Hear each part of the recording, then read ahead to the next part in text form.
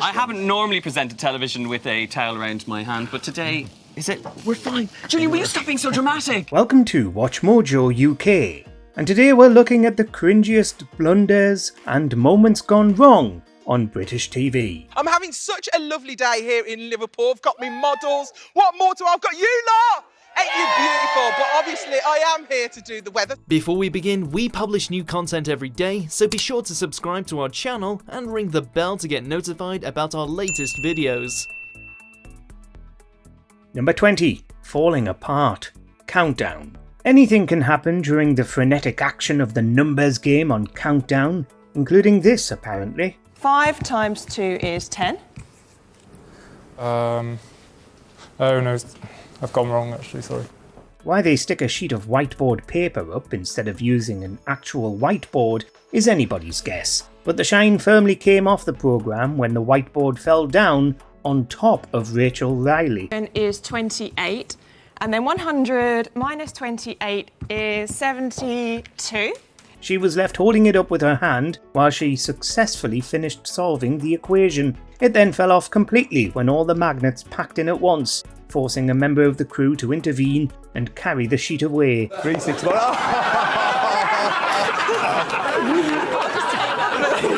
It goes to show you what can go wrong when you're doing mathematics too vigorously. Number 19. The weather map breaks. Sky News. Another mishap with the set. A piece of paper falling onto you is certainly less dangerous than a big tile from the weather map. Meteorologist Francis Wilson over on Sky News learned about the dangers of indoor showers the hard way. Britain and Ireland, cold wind though. Oh, that was interesting. That was part of the East Anglia and the South East. While boasting about how continental Europe was going to be hit with rain while everything was sunny in the UK, part of the screen fell off. He had to pick up the stray tile and carry it away, continuing with the forecast. But sunshine is the main thing. Cold wind and sunny, a fresh day, apart from 2 areas with a little bit of rain. In another memorable blooper, Wilson couldn't get the map working at all, leaving it frozen with Britain obscured by rain clouds. It then broke completely and switched itself off. Or perhaps that was just the nighttime forecast. The rain involved in that, I'll try and switch on for you. No. Number 18. Fanny Schmeller. The Chase. In what sport does Fanny Schmeller compete for Germany? A. Swimming, B. Show jumping, or C. Skiing? Sometimes you get a question on The Chase that makes you wonder if it's even real, or whether it was just put there to try and trip up Bradley Walsh, who was known for often losing his composure during the recordings.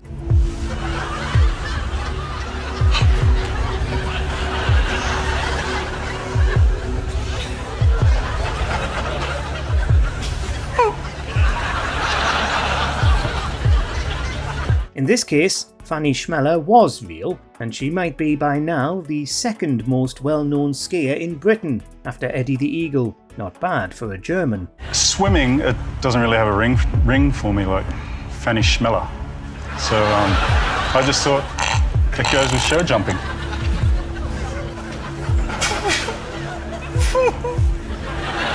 More awkward than Brad losing it though, was when he was pranked by Michael McIntyre, who brought Fanny Schmeller into his bedroom early one morning to mock him for this most infamous of TV gaffes. Please welcome Fanny Schmeller. No!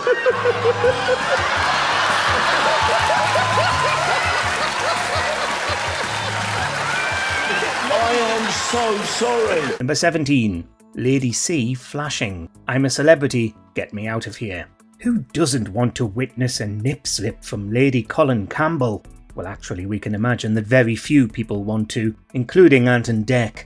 Lady C had her head stuck in a cube full of unpleasant, stinging green ants for a bush tucker trial, which she was absolutely not enjoying when they kept trying to climb up into her nose. Doing very well, Lady C. She did it, but while trying to rid herself of the ants, she revealed a bit too much skin, stripping down in the jungle. She turned away from the camera so that the audience didn't see, but the whole situation was extremely awkward. Definitely not having them. My own bumpoir. Did you see? Number 16. Landing car bug. Red Dwarf. Cabin crew prepare for landing.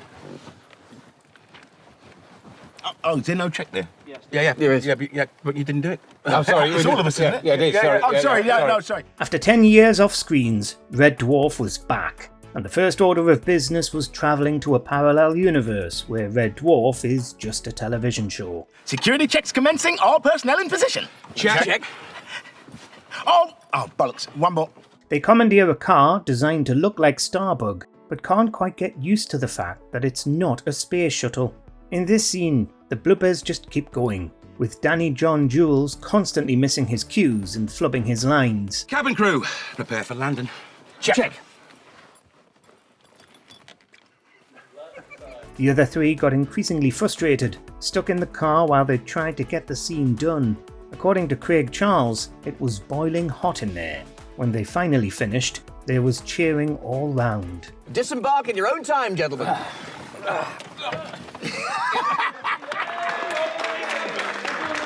Number 15. Not on camera. BBC News. Somehow, this has happened more than once with Martine Croxall, and it makes you wonder just what they're playing at in the BBC News studio. Good evening and welcome to BBC News. I'm Martine Croxall. As the broadcast begins, you can see Croxall off to the side waiting in a different part of the studio. But when the programme starts properly, the cameras are left focusing on her empty chair at the news desk. I'm just going to move back to the main set. I know this has happened before, but here we are. Clearly, somebody told her the wrong mark for the beginning of the show. She was left vamping while she walked back over to get to her chair and the teleprompter, resuming the broadcast with an item about how well Lewis Hamilton's racing career was going. But here we are. If I sidle in, you can pretend that you haven't noticed. He probably wouldn't have won all those races if he'd forgotten to sit in the car, though. Number 14. Jillian McKeith faints. I'm a celebrity, get me out of here. It took until the 2025 series for ITV to finally admit that there was a problem with letting the public vote for whoever they liked every single time, since it led to incidents like this. The public have decided the person they want to see face the live Bush Tucker trial is... Jillian. Following in the footsteps of Katie Price, who'd also been voted to do the trials over and over again, Jillian McKeith proved to be more entertaining when she was whimpering about the live animals. So the public kept putting her in, and she kept losing the challenges, meaning the other celebs were all going hungry with no stars. Good luck, Jillian. Come here. We'll explain it all, don't worry. We'll explain exactly what's going on, okay? Let's get Bob in. Eventually, enough was enough. McKeith faked a fainting fit and escaped doing another challenge. She insists to this day that it was genuine, though. That's because I wasn't even in the car. Doing them and then you pretended to faint. No, I did not pretend to faint. I have a history. I think this is the moment on live. I have a medical live condition. telly. I can't believe you're mocking it. Number 13. Rugby kits. Blue Peter.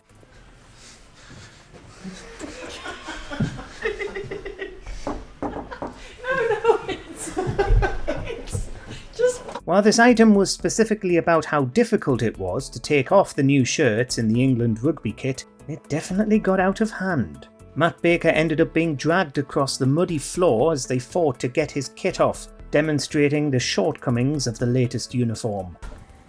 That's good. All over the camera. And it wasn't the only time he had a difficult time getting sports gear on or off. In a later episode, he struggled to put on an American football kit.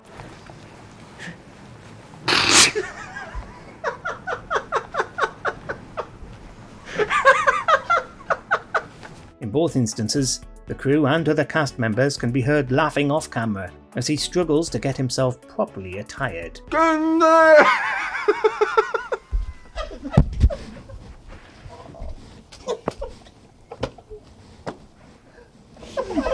Number 12. Delicious Dick, Saturday Kitchen. It's always chaotic on Saturday Kitchen, thanks to it being a live broadcast at the weekend, although it does make use of pre-recorded segments to give the presenters a break. Delicious looking dick from... sorry about that. In this one, we were treated to an old roast pork recipe from Rick Stein. with James Martin in the live studio tasked with linking the segments together. Unfortunately, he made a Freudian slip about what exactly looked delicious, causing everybody else in the studio to break. Delicious looking dish from Rick there, pork, yeah. This week's masterclass is something that... It was awkward because it was so lewd, with the celebrity guests struggling to keep it together nearby. We can't imagine that the booze they're plied with on Celebrity Kitchen helps with blunders like this, though. I do apologise for that. So what we're going to do now... Number 11. Gorilla. BBC Breakfast. It's 6:30, it's Friday the 14th of October. Let's tell you what's coming up on the programme. Somebody in the gallery got their visuals mixed up here, with BBC Breakfast introducing its 2 items on the agenda that morning in the wrong order. The Scottish independence referendum and a gorilla that escaped from London Zoo that week. We're going to be joined by Scottish First Minister Nicola Sturgeon. We'll talk to her about plans for a second referendum. The gorilla in question, Kumbuka, was unrelated to Scottish First Minister Nicola Sturgeon, with Charlie State and Naga Munchetty hastily apologising for the blunder. But all we want to know is, what does Kumbuka think about Scottish independence? And should gorillas and other zoo animals be given the right to vote on important issues like this? I'm sorry, we've very clearly run the wrong pictures over that particular sequence. My apologies there. Number 10. Welly wanging. This morning. Have you ever hit anything that you've been throwing at? Funnily enough, I've never willy wanged since then. Have you ever welly wanged? With Ben Shepherd stepping in to co-host This Morning, the broadcast turned back to the topic of welly wanging, which he and Holly Willoughby had tried the last time he'd been co-presenting. Apparently, he got a taste for this great British pastime and had been enjoying it for months, even filming a new segment for This Morning.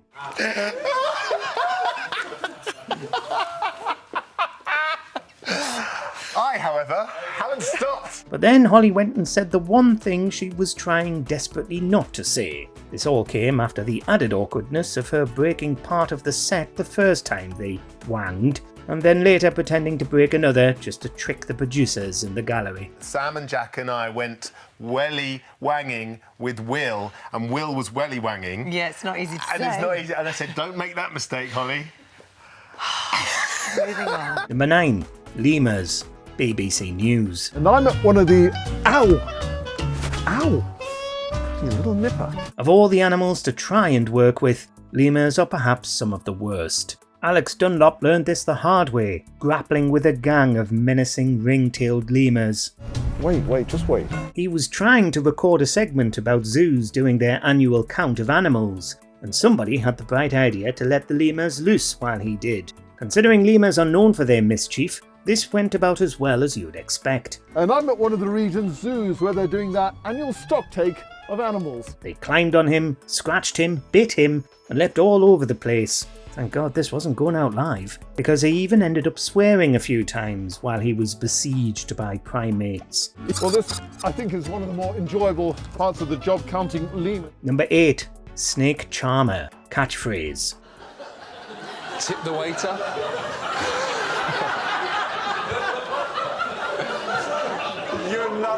This just kept going on and on throughout this legendary episode of Catchphrase, with the contestants unable to guess what the show's mascot, Mr. Chips, was doing behind those squares. Here we go.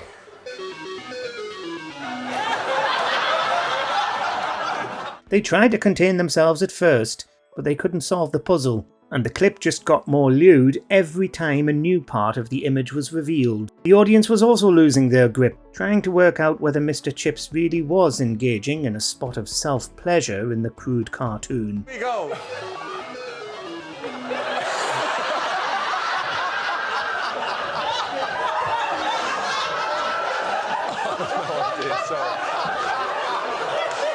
After all that, it turned out that he was charming a snake. Don't worry about what he was doing that was so charming. Watch your screens, concentrate. Here we go.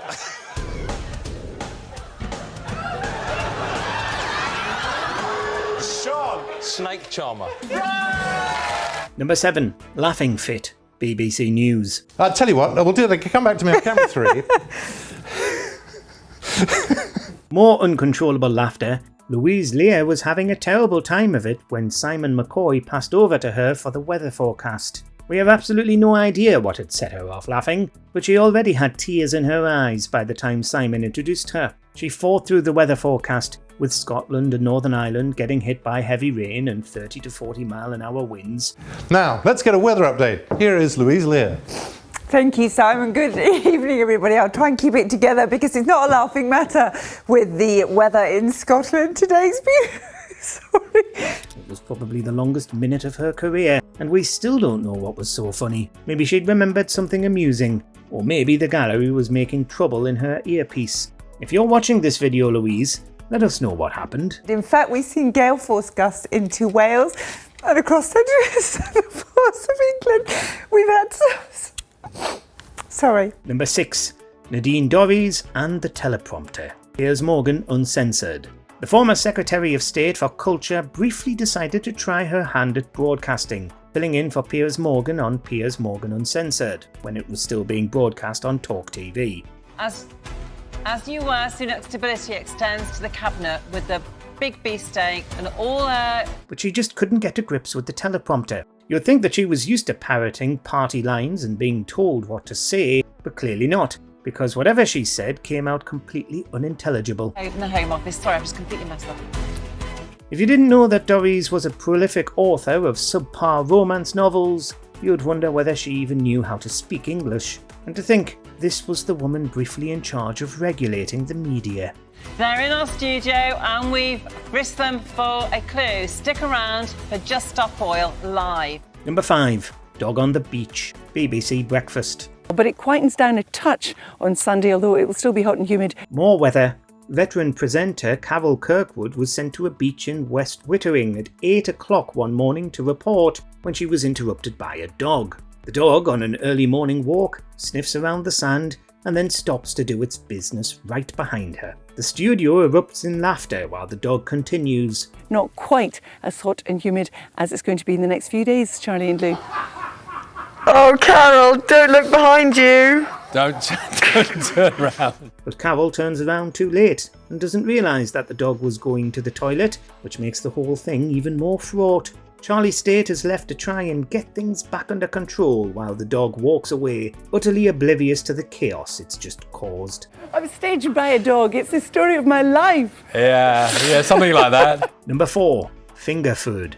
Saturday Kitchen. It's like, no, you haven't cut yourself. I'm fine. We'll just crack on through. It didn't happen. Are we? Oh, yes. Okay. I can see.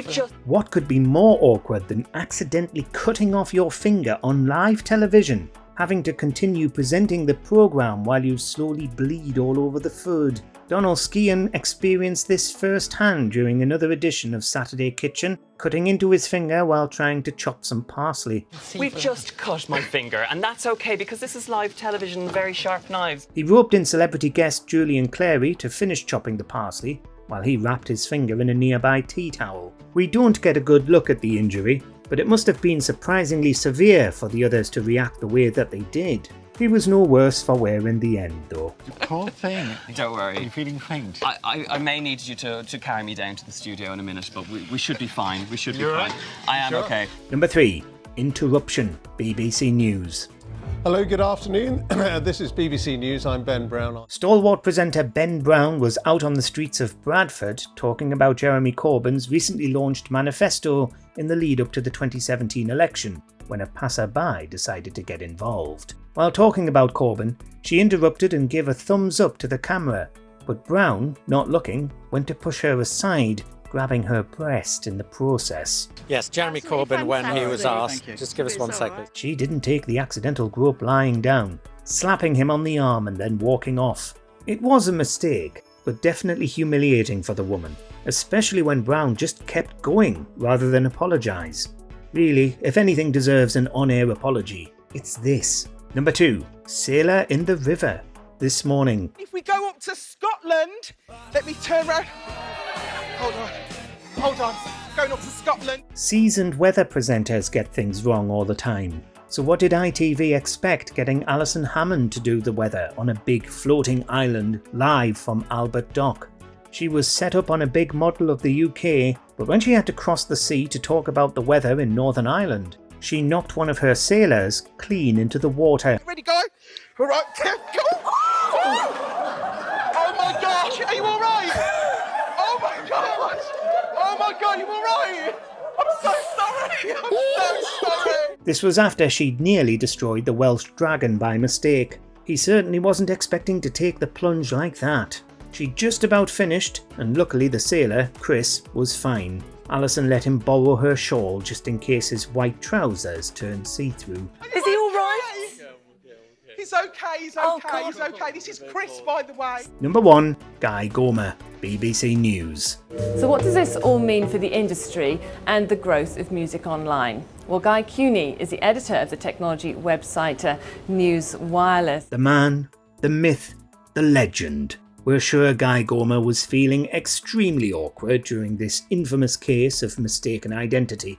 He was probably already nervous, since he was there to attend a job interview. But when he realised he was on live television and had been mixed up with a technology expert, he was left to either fess up or try and play it cool. I'm very surprised to see this verdict to come on me, because I was not expecting that. He chose the latter, talking about how iTunes was going to be the future for music.